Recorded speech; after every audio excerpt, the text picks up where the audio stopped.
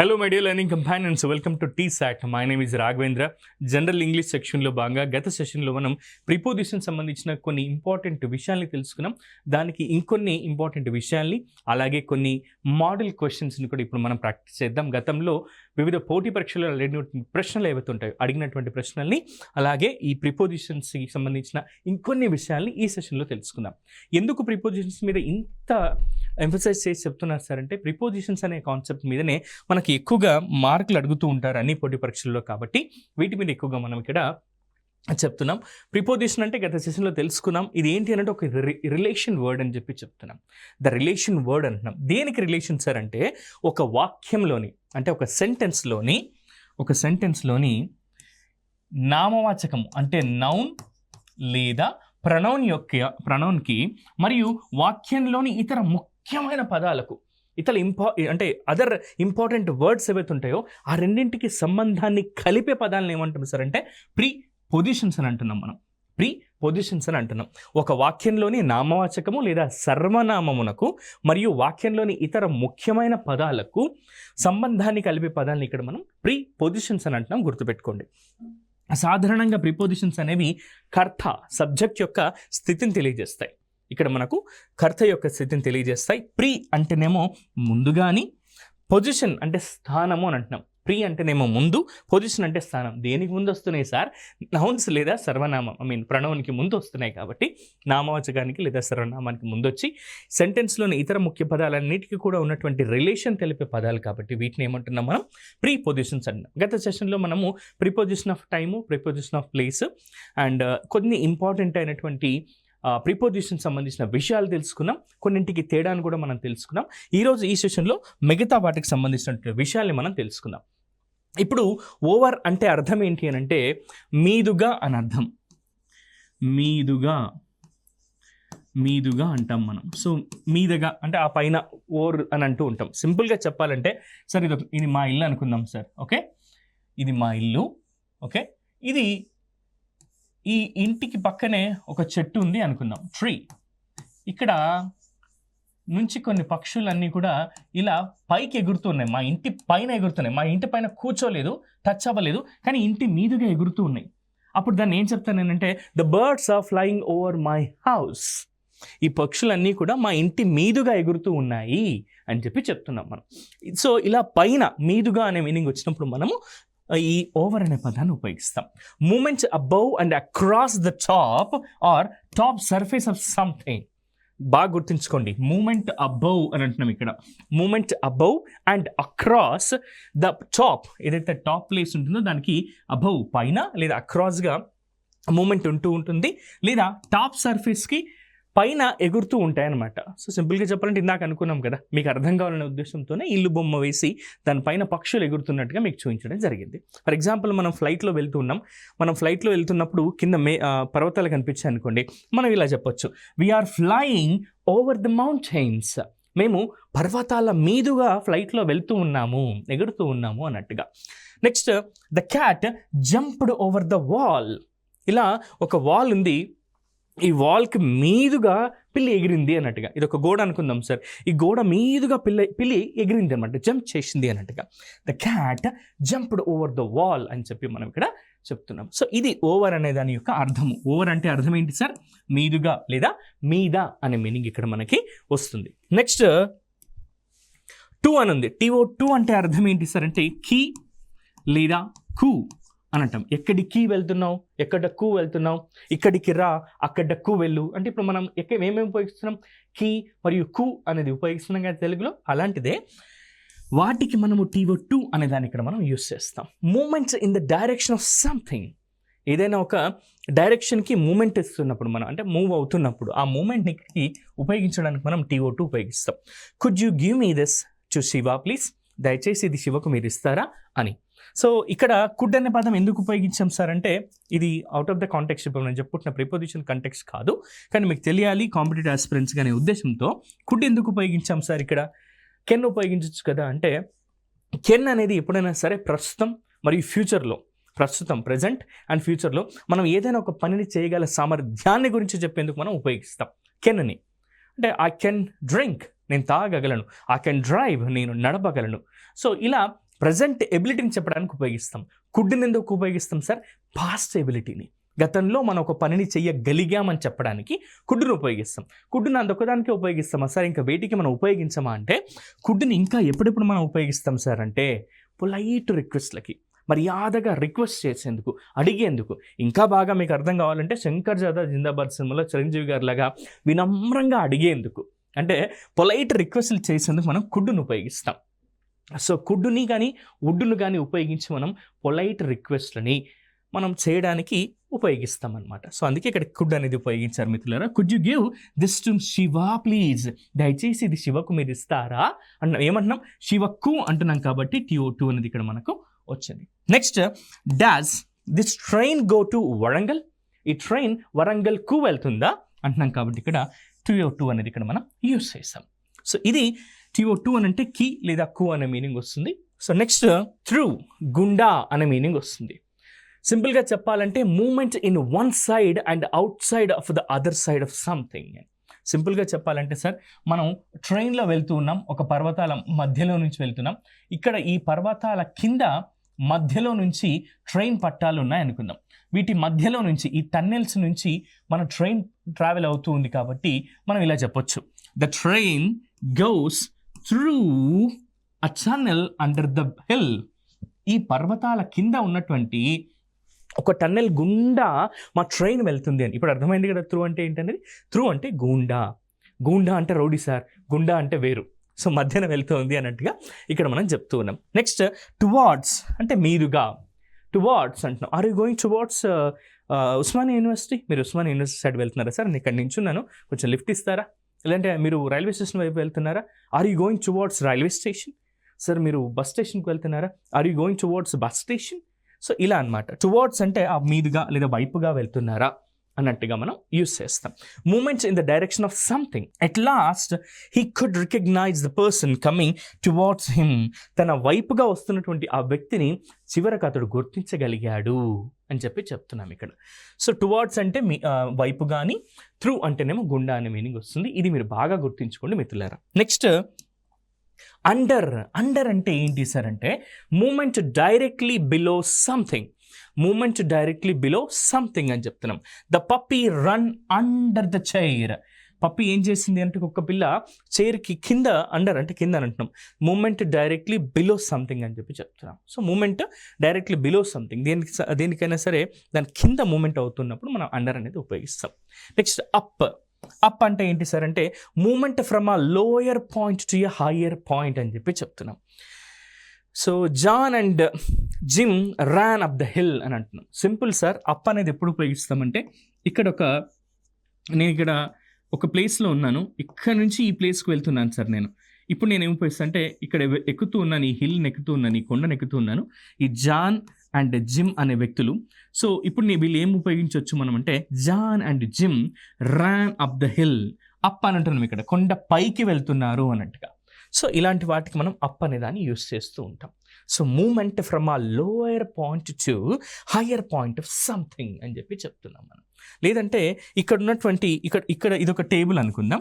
ఇక్కడ ఉన్నటువంటి ఈ టేబుల్ మీద ఉన్నటువంటి బాల్ని తీసుకెళ్ళి ఇక్కడ ఉన్నటువంటి దీనిపైన పెడుతున్నప్పుడు సో ఇలా ఇక్కడ ఈ పాయింట్లో కూడా మనం అంటే తక్కువ పాయింట్ నుంచి లోయర్ పాయింట్ నుంచి హైయర్ పాయింట్కి వెళ్తుంది కాబట్టి దీన్ని కూడా మనం ఈ విధంగా యూస్ చేయొచ్చు.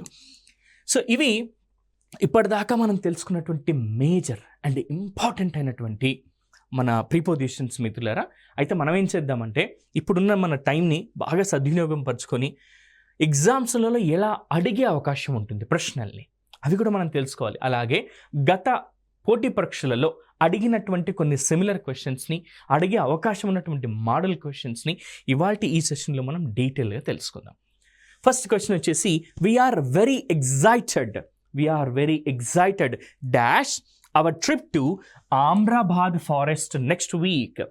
వచ్చే వారం మేము అమ్రాబాద్ అడవికి వెళ్ళే ట్రిప్ని చూసి ఎగ్జైట్ అవుతున్నాం అనుంది. దీనికి ఇక్కడ ఉన్నటువంటి ఫిల్ ఇన్ ద బ్లాంక్లో ఎగ్జాక్ట్ కరెక్ట్ ఆన్సర్ ఏంటి sir? We are very excited dash our trip అని ఉంది. అప్పుడు ఎట్ అని వస్తుందా, విత్ అని వస్తుందా, అబౌట్ అని వస్తుందా, ఓవర్ అని వస్తుందా? ఎప్పుడైనా గుర్తుంచుకోండి we are very excited about our trip అంటాం, అంతేకాని we are very excited with our trip అనము, ఓవర్ అవర్ ట్రిప్ అనము, ఎందుకంటే ఇది నెక్స్ట్ వీక్ జరగబోతుంది కాబట్టి. సో ఎట్ కాదు, విత్ కాదు, ఓవర్ కాదు. So we are very excited about a trip to Amrabad forest next week అని చెప్పి చెప్తున్నాం. నెక్స్ట్ ఇంకొక క్వశ్చన్ చూద్దాం. He is very fond dash drinking ginger tea. అతడు జింజర్ టీని తాగేందుకు పడి చస్తాడు అన్నట్టుగా, అంటే బాగా ఇష్టం. మనం అంటూ ఉంటారు చాలా వరకు, నేను మ్యూజిక్ అంటే చెవి కోసుకుంటానండి అని. అంత మాత్రం చెవి కోసుకోరు కదా. సో బాగా ఇష్టమైన వాటిని చెప్పేందుకు ఫాండ్ అనే పదాన్ని ఉపయోగిస్తాం ఇక్కడ. ఎప్పుడైనా గుర్తుంచుకోండి, పోటీ పరీక్షలలో ఫాండ్ అని వచ్చిన తర్వాత ఇప్పుడు మనకి ఈ కాంటెక్స్లో ఫర్ వస్తుందా, ఆఫ్ వస్తుందా, అబౌట్ వస్తుందా, ఎట్ వస్తుందా తెలుసుకుందాం. సో హీఈస్ వెరీ ఫాండ్ అన్నప్పుడు ఎప్పుడైనా గుర్తుంచుకోండి ఓఎఫ్ ఆఫ్ అనేది రావాల్సి ఉంటుంది. He is very fond of drinking ginger tea. అతడు జింజర్ టీ, అల్లం టీని తాగేందుకు బాగా ఇష్టపడతాడు అన్న మీనింగ్లో వస్తుంది. ఫాండ్ ఆఫ్ అంటాం, గుర్తుపెట్టుకోండి. Next we are looking forward dash having a meeting with you next month. వచ్చే నెల మీతో ఒక మీటింగ్ లో కలిసేందుకు వీఆర్ లుకింగ్ ఫార్వర్డ్, మేము ఎదురు చూస్తూ ఉంటాము అని. కానీ ఇక్కడ అర్థం ఏమొస్తుందో చూద్దాం. దీనికి సంబంధించిన ఆప్షన్ ఇక్కడ ఫిల్ ఇన్ ద బ్లాంక్లో విత్ అని వస్తుందా, ఎట్ అని వస్తుందా, టు అని వస్తుందా, ఫ్రమ్ అని వస్తుందా అనేది ఒకసారి చూద్దాం. వీఆర్ లుకింగ్ ఫార్వర్డ్ ఇన్ అంటూ ఉంటారు చాలా వరకు. We are looking forward dash having అని ఉంది, అక్కడ హ్యావింగ్ అని ఉంది కాబట్టి టు రావాల్సి ఉంటుంది. We are looking forward to having a meeting with you next month అని చెప్పి చెప్తున్నాం ఇక్కడ. Next she was not quite satisfied dash the results, exam results అని ఉంది. ఆమె పోటీ పరీక్షలలో వచ్చినటువంటి రిజల్ట్స్ని తో సంతోషంగా లేదు, అంటే తో అని అంటున్నాం కాబట్టి ఇక్కడ మనం విత్ అనేది రావాల్సింది. రిజల్ట్స్తో సంతోషంగా లేదు అంటున్నాం కాబట్టి she was not quite satisfied with the exam results అని చెప్పి చెప్తున్నాం. ఇక్కడ ఎట్ రాదు, ఎట్ ద ఎగ్జామ్ రిజల్ట్స్ అనాలి మనం. ఎట్ అనేది ఎప్పుడు ఉపయోగిస్తాం, పర్టికులర్ టైంని చెప్పుతున్నప్పుడు మనం సమయం వద్దా అని చెప్పాల్సి వచ్చినాం. ఫర్ అంటే కొరకు కూడా కాదు, అబౌట్ గురించి అని కూడా. అయితే నాట్ సాటిస్ఫైడ్ అని ఉంది కాబట్టి విత్ అని వస్తుంది. ఒకవేళ she is not satisfied about అని చెప్పి మనం యూస్ చేస్తే అది గ్రామాటికల్ ఎర్రర్ అవుతుంది. కాబట్టి she was not quite satisfied with the exam results అని చెప్పి మనం చెప్తున్నాం మిత్రులారా. Next our atmosphere consist dash oxygen, nitrogen and carbon dioxide. మన అట్మాస్ఫియర్ అట వేటితో కలిసి ఉందట, oxygen, nitrogen and carbon dioxide అని ఉంది. కన్సిస్ట్ అన్న తర్వాత ఏమొస్తుందో ఇప్పుడు మనం చూద్దాం. కన్సిస్ట్ ఇంటూ అంటామా, అనము, ఎందుకంటే ఇంటూ అంటే అర్థం ఏంటి, లోపలికి అని వస్తుంది. గుర్తుంచుకోండి, లోపలికి అని అర్థం ఇంటూ అంటే. సో ఇది కాదు. ఓఎఫ్ ఆఫ్ అని ఉంది, దీన్ని కాసేపు పక్కన పెడదాం. విత్ అంటే తో అని ఉంది, నిండి ఉంది అని అనము. గుర్తుంచుకోండి, ఫర్ అని ఉంది, కొరకు అని ఉంది, కాదు. So our atmosphere consist of అని వస్తుంది. గుర్తుంచుకోండి, అవర్ అట్మాస్ఫియర్ కన్సిస్ట్ ఆఫ్ వేటితో నిండి ఉందట, ఆక్సిజన్, నైట్రోజన్ అండ్ కార్బన్ డైఆక్సైడ్లతో కన్సిస్ట్ అయ్యి ఉంది మన అట్మాస్ఫియర్ అని చెప్పి చెప్తున్నాం ఇక్కడ. ఇది ఇక్కడ కన్సిస్ట్ ఆఫ్ అని చెప్పేసి యూజ్ చేయాలి. Next we decided dash buying the new car. We decided dash buying the new car. కొత్త కారు కొనాలన్న దానికి మేము డిసైడ్ అయ్యి అగైనెస్ట్గా ఉన్నాము అన్నట్టుగా, అంటే కార్ కొనాలనే దానికి మేము అగైనెస్ట్గా ఉన్నాము అన్నట్టుగా ఉపయోగిస్తాం. సో విత్ రాదు, ఎట్ రాదు, ఆఫ్ రాదు, అగైనెస్ట్ అనేది వస్తుంది మిత్రులారా. సో ఇక్కడ ఏం రాయాలి మనం, we decided against buying the new car. కొత్త కార్ కొనాలన్న దానికి మేము అగైనెస్ట్గా ఆలోచిస్తున్నాం అన్నట్టుగా. Many children depend dash their parents for money. So ఇక్కడ బాగా గమనిద్దాం, చాలా వరకు పిల్లలంతా కూడా పేరెంట్స్ మీద ఆధారపడుతున్నారు. దేని కొరకట, డబ్బుల కోసం అన్నట్టుగా. సో ఒక సర్టన్ ఏజ్ వచ్చేంత వరకు గుర్తుంచుకోండి మిత్రులారా, మనంతా కూడా కాంపిటేటివ్ ఆస్పిరెంట్స్గా ఇది ప్రతి ఒక్కరు కూడా బాగా ఇబ్బంది పడుతున్నటువంటి అంశం. మనం ఒక సర్టన్ ఏజ్ వచ్చిన తర్వాత, లేదంటే సర్టన్ స్టేజ్ మన స్టడీస్ అన్ని కంప్లీట్ అయిపోయిన తర్వాత తల్లిదండ్రుల దగ్గర చేయి చాచి అడగడం అనేది మనకు చాలా బాధాకరమైనటువంటి విషయం. సో ఇక్కడ ఈ ఎగ్జాంపుల్లో మనం ఏం చెప్పాలి అని అంటే, డిపెండ్ అన్న తర్వాత ఏ ప్రిపోజిషన్ వస్తుందో ఒకసారి మనం చూద్దాం. ఆన్, ఎట్, విత్, టు అని ఉంది. సో మన పేరెంట్స్కి బాగా ఆనందాన్ని ఇచ్చేటటువంటి అంశం ఏదైనా ఉంది అని అంటే మనం మన కలలుగన్న ఉద్యోగాన్ని పొందితే అప్పుడే వాళ్ళ కళ్ళల్లో ఆనందాన్ని చూడగలుగుతాం. అదే మనం వారికి ఇచ్చేటటువంటి మంచి బహుమతి అని చెప్తున్నాం. సో అప్పుడు మనమే మన చేతుల ద్వారా మన జీతాన్ని మన తల్లిదండ్రులకి ఇవ్వచ్చు. So many children depend dash their parents for money అని ఉంది. ఇది దేనికి ఉపయోగపడుతున్నారట, దేనికి ఆధారపడుతున్నారట అంటే ఆన్ దేర్ పేరెంట్స్, తల్లిదండ్రుల మీద అంటున్నాం కదా, తల్లిదండ్రుల మీద. చాలామంది పిల్లలు డిపెండ్ అవుతున్నారు, ఆధారపడుతున్నారు తమ తల్లిదండ్రుల మీద అంటున్నాం కాబట్టి ఆన్ అనేది ఓఎన్ ఆన్ అనేది ఇక్కడ వస్తుంది. సో ఎట్ కాదు, విత్ కాదు, టు కాదు. So many children depend on their parents for money అనేది కరెక్ట్ ఆన్సర్ అవుతుంది. ఇక next, he graduated dash Cambridge university. ఇది బాగా గతంలో అడిగినటువంటి ప్రశ్న మిత్రులారా, గుర్తుంచుకోండి. He graduated dash Cambridge university అని ఉంది. He graduated dash Cambridge university అని ఉంది. సో ఇక్కడ ఆన్ అని వస్తుందా? He graduated on Cambridge university అంటామా? He graduated from Cambridge university అంటామా? చూద్దాం ఒకసారి. He graduated out of Cambridge university అంటామా? అవుట్ ఆఫ్ అని ఎప్పుడు కూడా అన్నాం కదా. So he graduated with Cambridge university అంటామా? సో ఇది కూడా అన్నాము. సో ఆప్షన్ సి కాదు, ఆప్షన్ డి కాదు, ఆప్షన్ ఏలో ఆన్ అని ఉంది. He graduated on Cambridge university అని అంటామా? కేంబ్రిడ్జ్ యూనివర్సిటీ మీద గ్రాడ్యుయేటెడ్ అంటామా? కేంబ్రిడ్జ్ యూనివర్సిటీ ద్వారా నుండి అయ్యాడు అంటామా? సో నేను కేంబ్రిడ్జ్ యూనివర్సిటీ నుంచి గ్రాడ్యుయేట్ అయ్యాను కాబట్టి ఫ్రమ్ అనేది యూస్ చేస్తాం. He graduated from Cambridge university అనేది కరెక్ట్ ఆన్సర్ అవుతుంది. Option B is the correct answer. Next, as a scientist ఒక శాస్త్రవేత్తగా I specialize dash marine biology. నేను మెరైన్ బయాలజీలో స్పెషలైజేషన్ చేశాను అని చెప్పి ఆయన చెప్తున్నారు ఇక్కడ ఎగ్జాంపుల్లో. మరి ఇక్కడ ఏ ప్రిపోజిషన్ యూస్ చేయాలి మనం? సో దీనికి మీకు నేను ఒక 10 seconds టైం ఇస్తాను మిత్రులారా. ఈ 10 secondsలో ఏది కరెక్ట్ ఆన్సర్ అవుతుందో ఒకసారి ఆలోచించండి. Just as a scientist I specialize at marine biology అంటామా? అనము. ఎట్ అనేది ఎప్పుడు ఉపయోగించాలి? ఎవరిదైనా స్పెషల్ క్యాపబిలిటీస్ చెప్పినప్పుడు, ఒక వ్యక్తి యొక్క క్యాపబిలిటీస్ చెప్పినప్పుడు ఐఆమ్ గుడ్ ఎట్ మ్యాథ్స్ అనొచ్చు. నేను మ్యాథ్స్లో మంచిగా చేయగలుగుతాను మ్యాథ్స్ని అన్నట్టుగా. I'm good at English, I'm good at maths అని చెప్పొచ్చు. ఐఎమ్ గుడ్ ఎట్ మ్యాథమెటిక్స్ అనొచ్చు.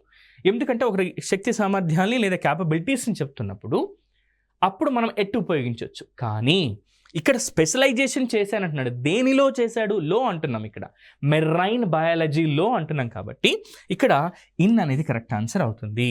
యాజ్ అ సైంటిస్ట్ ఒక శాస్త్రవేత్తగా I specialize dash marine biology. In marine biology అనేది కరెక్ట్ ఆన్సర్ అవుతుంది మిత్రులారా. చాలా వరకు తెలియక పొరపాటు చేస్తూ ఉంటారు, మిస్టేక్ చేస్తూ ఉంటారు. ఈ ప్రిపోజిషన్స్ అనేవి చిన్న కాన్సెప్ట్. ఇది నేర్చుకుంటే ఖచ్చితంగా మనకు ఎన్ని మార్క్స్ వస్తాయని చెప్పాను? కనీసం 3 మార్కులు, మ్యాక్సిమం 5 మార్కుల దాకా వివిధ పోటీ పరీక్షలలో, అన్ని రకాల పోటీ పరీక్షలలో ఈ కాన్సెప్ట్ మీద ఎక్కువగా అడిగే అవకాశం ఉంది. కాబట్టి దయచేసి ఈ ప్రశ్నల్ని, ఇప్పుడు మనం చెప్తున్న ప్రశ్నలే కాక ఇంకొన్ని ప్రశ్నల్ని మనం ఇందాక గత సెషన్లో చెప్పుకున్నాం. బిసైడ్స్ అంటే ఇది ఖచ్చితంగా అడిగేటటువంటి ప్రశ్న. అలాగే ఇంకొక ప్రశ్న కూడా అడుగుతారు, అది కూడా నేను మీకు నెక్స్ట్ స్లైడ్లో చూపిస్తాను. అయితే ఎక్కువగా అడిగినటువంటి ప్రశ్నల్లో బిసైడ్ అంటే గుర్తుపెట్టుకోండి పక్కన అని, బిసైడ్స్ అంటే అదే కాకుండా ఇది కూడా అని, ఇదే కాకుండా అది కూడా అని. ఫర్ ఎగ్జాంపుల్ నేను ఇక్కడ ఎవరి దగ్గర కూర్చున్నాను అనుకుందాం, నా పక్కన కూర్చున్నాను అనుకుందాం. I sat beside the chair. నేను చైర్కి పక్కన కూర్చున్నాను అని చెప్పవచ్చు. పక్కన అని అంటాం. బిసైడ్స్ అంటే రాఘవేంద్ర తెలుగుతో పాటుగా ఇంగ్లీష్ కూడా మాట్లాడతారంటే Raghava can speak Telugu besides English. Raghavendra తెలుగుతో పాటు ఇంగ్లీష్ కూడా మాట్లాడగలడు. అంటే అదే కాకుండా ఇది కూడా మాట్లాడగలడు అని. ఈ ప్రశ్న దీని ఎందుకు ఇంతగా చెప్తున్నానంటే బిసైడ్స్ కానివ్వండి, బిట్వీన్ అమాంగ్ కానివ్వండి, ఇన్ ఆన్ ఎట్ కానివ్వండి. ఇన్ ఆన్ ఎట్ని preposition of time, preposition of place ఇవి చెప్పినప్పుడు ఖచ్చితంగా పోటీ పరీక్షలలో అడిగే అవకాశం ఉన్నటువంటి ప్రశ్నలు ఇవి. బిట్వీన్ అమాంగ్, ఆ తర్వాత బిసైడ్స్, సిన్స్ ఫర్కి, ఆ తర్వాత బిట్వీన్ అండ్కి, ఆ తర్వాత ఆన్ అపాన్కి, ఆ తర్వాత ఇందాక మనం చెప్పుకున్నాం ఓవర్కి, అండర్కి. సో వీటన్నిటిని కూడా పోటీ పరీక్షలో అడిగే అవకాశం ఉంది. టిల్, అంటిల్ వీటన్నిటిని కూడా పోటీ పరీక్షలో అడిగే అవకాశం ఉంది మిత్రులారా. టీశాట్ ద్వారా మీకు ఇస్తున్నటువంటి ఇంత చక్కటి అవకాశాన్ని మీరు సద్వినియోగం చేసుకోవాలని మనస్ఫూర్తిగా కోరుకుంటూ ఇంకొన్ని ప్రశ్నలు ఉన్నాయి మనకి క్వశ్చన్స్, వాటిని చూద్దాం మనం. He insisted dash helping me with the dishes. గిన్నెలు కడగడంలో అతను హెల్ప్ చేయడానికి ఇన్సిస్ట్ చేస్తూ ఉన్నాడు అన్నట్టుగా చూద్దాం. ఒకసారి హీ ఇన్సిస్టెడ్ డాష్ హెల్పింగ్ అని ఉంది. ఇక్కడ ఆన్ వస్తుందా, విత్ వస్తుందా, ఫర్ వస్తుందా, అబౌట్ వస్తుందా చూద్దాం మనం. He insisted dash helping me అని ఉంది. హీ ఇన్సిస్టెడ్ డాష్ హెల్పింగ్ అని ఉంది. ఇక్కడ చూడండి, he insisted on helping me with dishes అనేది కరెక్ట్ ఆన్సర్ అవుతుంది. హీ ఇన్సిస్టెడ్ ఆన్ అనేది కరెక్ట్ ఆన్సర్. ఎందుకు సార్ అంటే ఇన్సిస్టెడ్ అన్న తర్వాత హెల్పింగ్ అనే పదం వచ్చింది అక్కడ. He insisted on helping me with the dishes. So కాబట్టి ఆ గిన్నెలు కడగడం మీద అన్నట్టుగా వస్తుంది కాబట్టి విత్ అనేది తప్ప ఆన్సర్ అవుతుంది, ఫర్ అనేది తప్ప ఆన్సర్, అబౌట్ అనేది కూడా తప్ప ఆన్సర్ అవుతుంది. ఇంకొక క్వశ్చన్ చూద్దాం. Almost all car companies care dash environment అని ఉంది. అన్ని కార్ల కంపెనీలు, దాదాపు అన్ని కార్ల కంపెనీలు ఎన్విరాన్మెంట్ పర్యావరణం గురించి శ్రద్ధను చూపిస్తున్నాయి, కేర్ తీసుకుంటున్నాయి, జాగ్రత్తలు తీసుకుంటున్నాయి అని ఉంది. అక్కడ కేర్ తర్వాత ఏమొస్తుందో చూద్దాం. కేర్ ఫర్ ఎన్విరాన్మెంట్ అంటామా, పర్యావరణం కొరకు అని అన్నాం కదా, సో అందుకే ఫర్ కాదు. ఎట్ అని ఎప్పుడు యూజ్ చేయము. విత్ పర్యావరణంతో అని అంటున్నాం కాబట్టి కాదు. ఎన్వైరాన్మెంట్ అంటున్నాం, care about environment, that's a correct answer. About అనేది ఏమవుతుంది ఇక్కడ కరెక్ట్ ఆన్సర్ అవుతుంది. Almost all car companies care about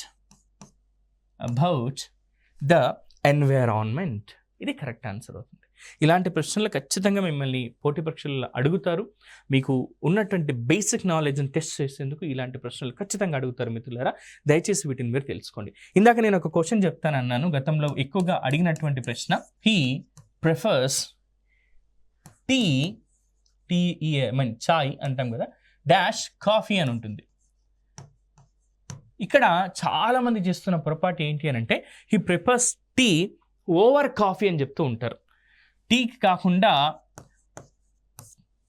కాఫీకి ప్రిఫర్ చేస్తున్నాడు కాబట్టి, కాఫీ టీ రెండు ఉన్నాయి, he prefers tea to coffee అని చెప్పేసి అంటాం. దీనికి కరెక్ట్ ఆన్సర్ ఏంటి అంటే he prefers tea to coffee అని చెప్పేసి అనాలి. చాలామంది ఇది గతంలో అడిగినటువంటి ప్రశ్న, దీన్ని పొరపాటుగా పెట్టి ఆన్సర్స్ పోగొట్టుకున్నారు. ఎప్పుడైనా గుర్తుపెట్టుకోండి, హీ ప్రిఫర్స్ లేదా ప్రిఫర్స్ అని వచ్చినప్పుడు, రెండు ఆప్షన్స్ ఇచ్చినప్పుడు he prefers tea to coffee అనాలి. మనం గుర్తుపెట్టుకోండి, he prefers tea to coffee అనేది కరెక్ట్ ఆన్సర్ అవుతుంది. అలాగే మీరు ఎప్పుడైనా సరే చిన్న ప్రదేశాల గురించి చెప్తున్నప్పుడు ఎట్ ఉపయోగించాలి రెండు ప్రదేశాలని.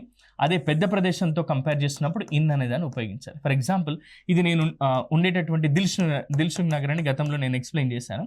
దిల్సుఖ్ నగర్ అనే ఏరియాలో ఉన్నప్పుడు I am at Dilsukh Nagar in Hyderabad. Hyderabad అనేది పెద్దది దీనికంటే, కాబట్టి ఐఆమ్ స్టేయింగ్ లేదా I'm residing at Dilsukh Nagar in Hyderabad అని చెప్పాలి.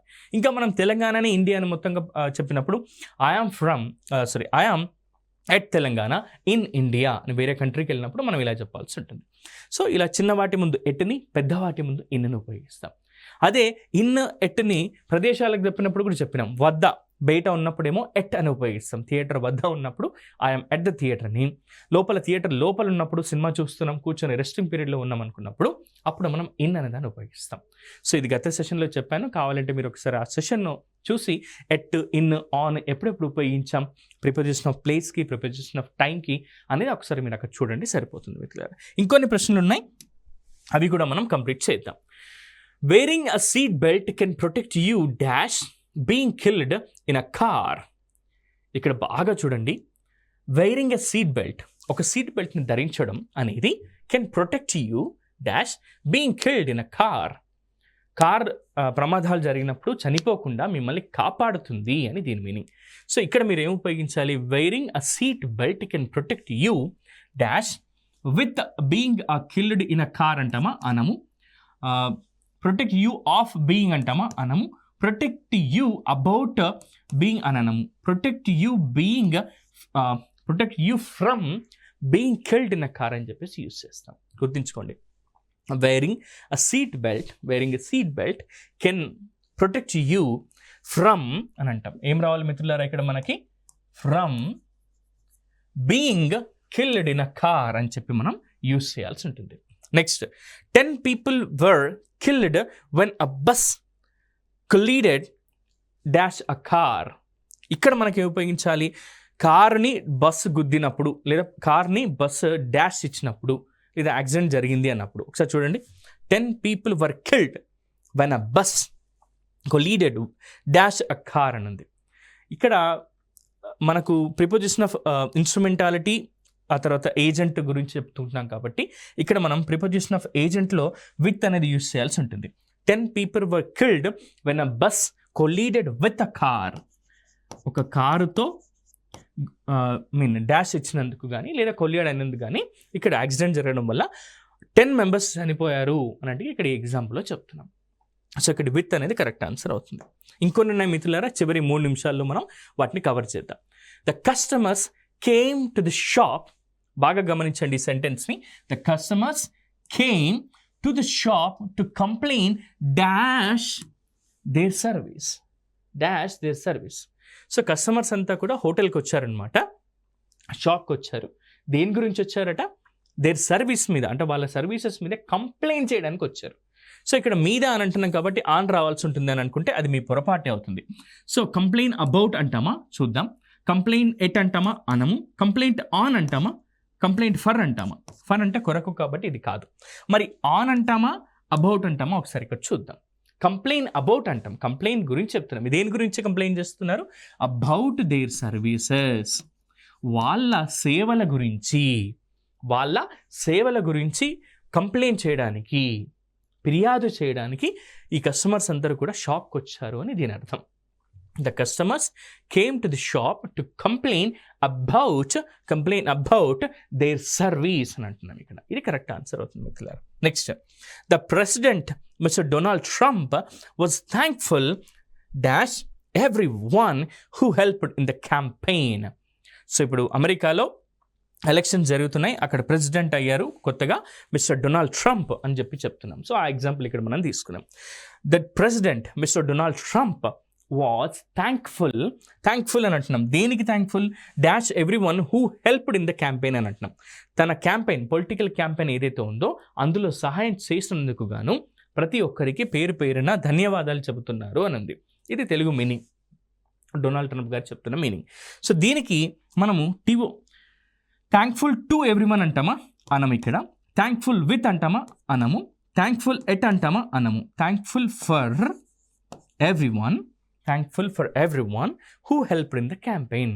తన క్యాంపెయిన్లో సహాయం చేసినందుకు గాను ప్రతి ఒక్కరికి ఆయన థ్యాంక్ఫుల్గా ఉంటున్నాడు అని దీని అర్థము.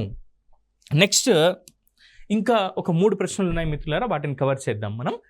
I wish for your success dash the examinations అని ఉంది. I wish for your success dash the examinations అని ఉంది. ఇందులో ఆన్ అని ఉంది, ఇన్ అని ఉంది, ఎట్ అని ఉంది, ఫ్రమ్ అని ఉంది. గుర్తుంచుకోండి సింపుల్గా, for your success in the examinations అంటాం. సో ఆప్షన్ బి అనేది కరెక్ట్ ఆన్సర్ అవుతుంది. సో ఇన్ ద ఎగ్జామినేషన్స్ అనేది correct answer. Don't cry dash spilt milk అని ఉంది. ఇది ఒక ఇడియామాటిక్ ఎక్స్ప్రెషన్ మిత్రులారా, ఇది ఒక జాతీయం. దీని అర్థం ఏంటో చెప్తాను నేను. ఫస్ట్ ఆన్సర్ చూద్దాం. Don't cry dash spilt milk అని ఉంది. సో ఇక్కడ మనం ఆన్ అంటామా, don't cry on spilt milk అంటామా అనము. ఓవర్ అంటామా చూద్దాం. డోంట్ క్రై ఇన్ అంటామా అనము. ఇంటూ అంటామా అనము. So don't cry over spilt milk అంటున్నాం. సింపుల్గా చెప్పాలంటే జరిగిపోయిన దాని గురించి చింతించకు అని దీని మీనింగ్. అంటే పాలు ఒలికిపోయాయి, మళ్ళీ తిరిగి మనం దీన్ని తీసుకురాలేము యథాస్థితికి, కాబట్టి అయిపోయిన దాని గురించి అంతగా బాధపడకూడదు అనే విషయాన్ని ఈ ఇడియామాటిక్ ఎక్స్ప్రెషన్లో మనం చెప్తాం. Don't cry over spilt milk అని చెప్పి చెప్తున్నాం. Don't cry over spilt milk ఇది గతంలో అడిగినటువంటి ఇడియామాటిక్ ఎక్స్ప్రెషన్ గ్రూప్ 1 పరీక్షలలో, మిగతా పోటీ పరీక్షల్లో మిత్రులారా. ఇది మనం జాతీయాలు చెప్పుకునేటప్పుడు, ఇడియామాటిక్ ఎక్స్ప్రెషన్స్ని, ఫ్రేజెస్ని చెప్పుకునేటప్పుడు ఇంపార్టెంట్ ఉన్నటువంటి వాటిని మనం డిస్కస్ చేసుకుంటున్నప్పుడు అప్పుడు మళ్ళీ వీటి గురించి డీటెయిల్గా తెలుసుకుంటూ కొన్ని ఎగ్జాంపుల్స్ని కూడా అక్కడ మనం నేర్చుకుందాం. ఇక చివరి ప్రశ్న మిత్రులారా, we listened dash his speech dash the radio. ఇక్కడ 2 ఫిల్ ఇన్ ద బ్లాంక్స్ అడిగారు మనకి. ఈ 2 ఫిల్ ఇన్ ద బ్లాంక్స్ని ఎలా మనం ఫిల్ చేయాలో ఒకసారి మనం ఇక్కడ చూద్దాం. వి లిజన్డ్ అని ఉంది. ఎప్పుడైనా సరే గుర్తుపెట్టుకోండి, లిజన్ అనేది ఒక వీక్ వర్బ్. లిజన్ అనేది ఒక వీక్ వర్బ్. ఎందుకు వీక్ వర్బ్ సార్ అంటే దీనికి చివరిలో డి కానీ ఈడి కానీ ఏమైనా వర్బ్ యొక్క బేస్ ఫామ్ ఆఫ్ ద వర్బ్కి చివరిలో డి కానీ ఈడి కానీ ఐఈడి కానీ యాడ్ చేసినప్పుడు వాటి పాస్ట్ పార్టిసిపల్ ఫామ్ వస్తే అవి వీక్ వర్బ్స్ అవుతాయని మన గతంలో తెలుసుకున్నాం కదా. అందుకే ఈ లిజన్ అనేది కూడా ఒక వీక్ వర్బ్. ఎందుకంటే ఈడి యాడ్ చేసినప్పుడు దాని పాస్ట్ పార్టిసిపల్ ఫామ్ వచ్చింది. మరి ఈ లిజన్ అనేటటువంటి వీక్ వర్బ్ వచ్చినప్పుడు ఎప్పుడైనా సరే ఏ ఎగ్జాంపుల్ అయినా సరే మీరు లిజన్ అనేది వచ్చినప్పుడు గుర్తుపెట్టుకోండి TO2 అనేటటువంటి ప్రిపోజిషన్ మనం తీసుకురావాల్సి ఉంటుంది. ఎందుకు సార్ TO2 అనే ప్రిపోజిషన్ తీసుకురావాలంటే మీకు ఇది లైఫ్ లాంగ్ ఎప్పుడు మీరు మర్చిపోకూడదు అని అనుకుంటే మీకు ఒక ఎగ్జాంపుల్ చెప్తాను, సినిమాటిక్ ఎగ్జాంపుల్ ఇది. సో జనతా గ్యారేజ్ అని ఒక ఎన్టీఆర్ గారి సినిమాలో ఒక డైలాగ్ ఉంటుంది. సో బలవంతుడు బలహీనుని కొట్టి లేదా బడగొట్టి బతకడం అనేది ఆనవాయితీ, కానీ ఆ బలహీనుడు చెంత కూడా ఒక బలం ఉంది, అదే జనతా గ్యారేజ్ అంటాడు. ఇక్కడ ఈ బలహీనుడు ఎవరు? వీక్ వర్బ్ అంటున్నాం. లిజన్ అనేది ఒక వీక్ వర్బ్. పాపం ఈయన బలహీనుడు, ఈయన పక్కన ఒక బలం చేరాలి జనతా గ్యారేజ్ లాగా. అదేంటి సార్ అంటే TO2 అనే ఒక ప్రిపోజిషన్. ఎప్పుడైనా సరే ఐ లిజన్ మ్యూజిక్ అనకూడదు, ఐ లిజన్ టు మ్యూజిక్ అనాలి. ఐ ఆమ్ లిజనింగ్ మ్యూజిక్ అనకూడదు, I am listening to music అనాలి. So next we listened to his speech. ఇక్కడ చూడండి TO2 అనేది ఒకటే ఆన్సర్ కరెక్ట్ అయింది కాబట్టి ఇది ఒకటి కరెక్ట్ ఆన్సర్ అవుతుంది. We listened on his speech అంటామా? అనము. We listen to his speech into the radio అంటామా? అనము. ఎందుకు సార్ అంటే ఇంటూ అనేది ఎప్పటికీ అర్థం ఏంటి? లోపలికి అని అర్థం. ఇంటూ అంటే లోపలికి అని అర్థం. కానీ లోపలికి రేడియో లోపల నుంచి విన్నారా మీరు? కాదు కదా, రేడియో ద్వారా విన్నారు. సో రేడియోలో విన్నారు కాబట్టి ఆన్ అనేది ఇక్కడ కరెక్ట్ ఆన్సర్ అవుతుంది. So option B is the correct answer. Will listen to his speech on the radio అనేది గ్రామాటికల్లీ కరెక్ట్ ఆన్సర్ అవుతుంది. సో ఎప్పుడైనా సరే మిత్రులారా గుర్తుంచుకోండి, మనకి ఈ లిజన్ అనేది ఎక్కడ మీకు కనిపించినా సరే ఎక్కడ లిజన్ కనిపించినా మనం TO2 పెట్టాలంటే తప్పు. గుర్తుంచుకోండి, కొన్ని ఎక్సెప్షనల్ కేసెస్ ఉన్నాయి. ఎప్పుడు అనంటే ఇవి ఇంటర్జెక్షన్గా ఉపయోగించినప్పుడు, ఇవి ఇంటర్జెక్షన్గా లేదా ఎక్స్క్లమేటరీ సెంటెన్సెస్గా ఉపయోగించినప్పుడు. ఇప్పుడు నేను నీతో మాట్లాడుతున్నా, లిజన్ విను అంటాం. సో అప్పుడు లిజన్ అనేది దాని పక్కన TO2 ఉపయోగించాము. Listen I'm talking to you, నేను నీతో మాట్లాడుతున్నా అని అంటాం. అప్పుడు మరి లిజన్ పక్కన TO2 ఉపయోగించాలా సార్? ఉపయోగించకూడదు. ఎందుకనంటే ఇవి మనం ఎక్స్క్లమేషన్స్గా ఉపయోగిస్తున్నాం కాబట్టి సెంటెన్సెస్లో ఇలాంటివి వచ్చినప్పుడు TO2 అనేది మనం ఉపయోగించాలి. ఓకే, సో ఇది ఈ ప్రిపోజిషన్ అనే కాన్సెప్ట్ సంబంధించిన విషయాలు మిత్రులారా. వీటిని మీరు శ్రద్ధగా విని అర్థం చేసుకొని పోటీ పరీక్షలలో మంచి మార్కులు సాధిస్తారని. అండ్ ఇంకొక చిన్న హంబుల్ రిక్వెస్ట్ ఏంటి అని అంటే ఇంకొన్ని క్వశ్చన్స్ని మీరు ఓన్గా ప్రాక్టీస్ చేయండి. అండ్ కుదిరితే ఎక్కువగా ఈ ప్రిపోజిషన్స్ అనే కాన్సెప్ట్ మీద నేర్చుకుంటూ ఉన్నట్లయితే వీటి మీద మంచి మార్కులు మీరు సాధిస్తారు. ఈ ప్రిపోజిషన్ అనే కాన్సెప్ట్ని ఒక్కటి మీరు నేర్చుకున్నట్లయితే మిగతా సెంటెన్స్ స్ట్రక్చర్స్ని ఈజీగా రాయగలుగుతారు. గ్రామాటికల్ ఎర్రర్స్ లేకుండా, ఎలాంటి పొరపాటు లేకుండా మీరు ఆన్సర్ చేయగలుగుతారు. సో ఇది మీకు అర్థమైంది, మీరు శ్రద్ధగా విన్నారని ఆశిస్తూ టీచాట్ వారు అందించినటువంటి ఇంత చక్కని అవకాశాన్ని మీరు సద్వినియోగపరుచుకొని మీరు కలల కన్నా ప్రభుత్వ ఉద్యోగాన్ని సాధిస్తారని మనస్ఫూర్తిగా ఆశిస్తూ నేను మీ రాఘవేంద్ర. నెక్స్ట్ సెషన్లో మరో కాన్సెప్ట్తో కలుద్దాం. Thank you.